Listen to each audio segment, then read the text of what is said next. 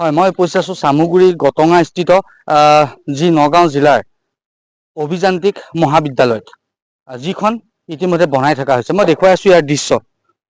এই অভিযান্ত্ৰিক মহাবিদ্যালয়খন 2015 চনত সেই সময়ৰ মুখ্যমন্ত্ৰী প্ৰয়াত তৰুণ গগৈদেৱ আৰু শিক্ষামন্ত্ৰী শৰৎ বৰকটকীয়ে আহি আধাৰশিলা স্থাপন কৰিছিলে এই গটঙা স্থিত যি জেগা আছিল, এখন ৰিজাৰ্ভ আছিল, সেই ৰিজাৰ্ভখনত তেওঁলোকে এই আধাৰশিলা স্থাপন কৰিছিল। কিন্তু আজি সেই 2015 চনৰ পৰা আজি 10 বছৰ হৈ গ'ল, কিন্তু আজি কুপতি সম্পূৰ্ণ হৈ নুঠিল এই অভিযান্ত্ৰিক মহাবিদ্যালয়খন। কি কাৰণে নহ'ল? আচলতে তাত বহু প্ৰশ্ন উত্থাপন হ'ব পাৰে যে লেহেমীয়া গতিত কি কাৰণে এই অভিযান্ত্ৰিক যি মহাবিদ্যালয়খন নগাঁও জিলাৰ ভিতৰত প্ৰথমখন অভিযান্ত্ৰিক মহাবিদ্যালয় কি কাৰণে এতিয়ালৈকে 10 বছৰতো সম্পূৰ্ণ হৈ নুঠিল। কিন্তু সেই সময়ত যি চামগুৰিবাসী ৰাইজে ভাবিছিল যে কংগ্ৰেছ চৰকাৰে এটা উপহাৰ চামগুৰিবাসীক দিছে, কিন্তু সেই উপহাৰ যেন এতিয়া লেহেমীয়া গতিতহে চামগুৰিবাসীয়ে পাবলৈ সক্ষম হৈছে, লাহে লাহেহে পাবলৈ সক্ষম হৈছে। মই দেখুৱাই আছোঁ ইয়াৰ দৃশ্য, কিদৰে আজি 10 বছৰ ধৰি সম্পূৰ্ণ হৈ নুঠিল এই অভিযান্ত্ৰিক মহাবিদ্যালয়খন। মই ইয়াৰ এজন যুৱক আছে, তেখেতৰ লগত কথা পাতিবলৈ চেষ্টা কৰিম। হয়, এইখন 2015 চনতে সেই সময়ৰ মুখ্যমন্ত্ৰী প্ৰয়াত তৰুণ গগৈদেৱ আহি আধাৰশিলা স্থাপন কৰিছিল, কিন্তু আজি কুপতি এখন সম্পূৰ্ণ হৈ নুঠিল। কি কাৰণে? হয়, এইটো আমাৰ নগাঁও জিলাতকে ধৰি আমাৰ চামগুৰি বাহিৰ ৰাইজৰ এটা কিন্তু দুখজনক কথা যে আজি 15 বছৰ 10 বছৰ উকলি যোৱাৰ পিছতো আজি অভিযান্ত্ৰিক মহাবিদ্যালয়খন মুকলি হোৱা নাই। যিহেতু তেতিয়া চৰকাৰ আছিলে কংগ্ৰেছৰ, আৰু তেতিয়া আপোনাৰ প্ৰয়াত তৰুণ গগৈ ছাৰ CM আছিলে। তেতিয়া আধাৰশিলাখন স্থাপন কৰা হৈছিলে। গতিকে 10 বছৰ উকলি যোৱাৰ পিছতো আজি কিয় হোৱা নাই বা কিয় লেহেমীয়া গতিত চলি আছে সেইখিনি আমি নাজানো।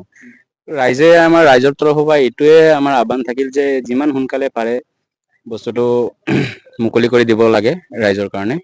আৰু যিমানখিনি আমাৰ ধৰক ওচৰ চুবুৰীয়া আমাৰ ছাত্ৰ ছাত্ৰী আছে ইঞ্জিনিয়াৰিং কৰিব বুলি আশাবাদী, হয়তো পইচাৰ কাৰণে বা বিভিন্ন ক্ষেত্ৰত কিবা অসুবিধাৰ কাৰণে যাব নোৱাৰে বাহিৰলৈ। গতিকে বহুতৰো সুবিধা হ'ব, যিখিনি মানুহ আমাৰ ইয়াত আছে বা আমাৰ ইয়াত যুৱক যুৱতী, নিবনুৱা যুৱক যুৱতী যথেষ্ট আছে, সিহঁতৰ এটা সংস্থাপন পাব বুলি মই সেইটো কাৰণে আশা কৰি আৰু এই কথাখিনি। কাৰ গাফিলতিৰ বাবে আচলতে এনেকুৱা লেহেমীয়া হৈছে বুলি আপোনালোকে ভাবে? এইটোতো কাৰ গাফিলতি তেনেকুৱা মই নাজানো, হ'লেও ধৰক এইটো চৰকাৰে অকণ চকু ৰাখিব লাগে, যিহেতু কন্ট্ৰেক্টাৰকে দিছে কামখন। গতিকে কেনেকুৱা সোনকালে কৰিব লাগে সেইখিনি বস্তু চৰকাৰে চাব লাগে আৰু। সেই সময়ত কংগ্ৰেছ চৰকাৰ আছিল, তাৰপিছত এতিয়া বিজেপি চৰকাৰ হ'ল, কিন্তু সাংসদ আছিল গৌৰৱ গগৈ। হয়। আমি ফলকত গৌৰৱ গগৈ নামটো তাত পাইছোঁ।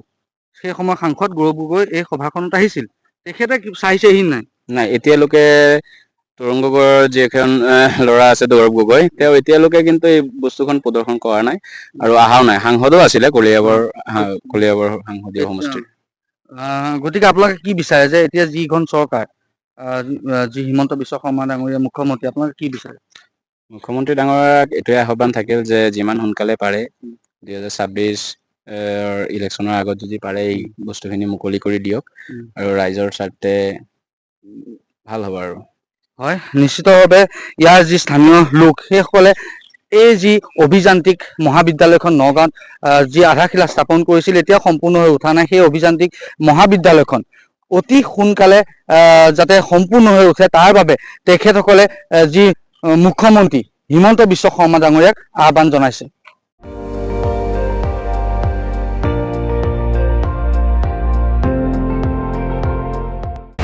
আপুনি চাই আছে ND24, সৰ্বশ্ৰেষ্ঠ নহয়, সৰ্বোত্তমৰ দৌৰ।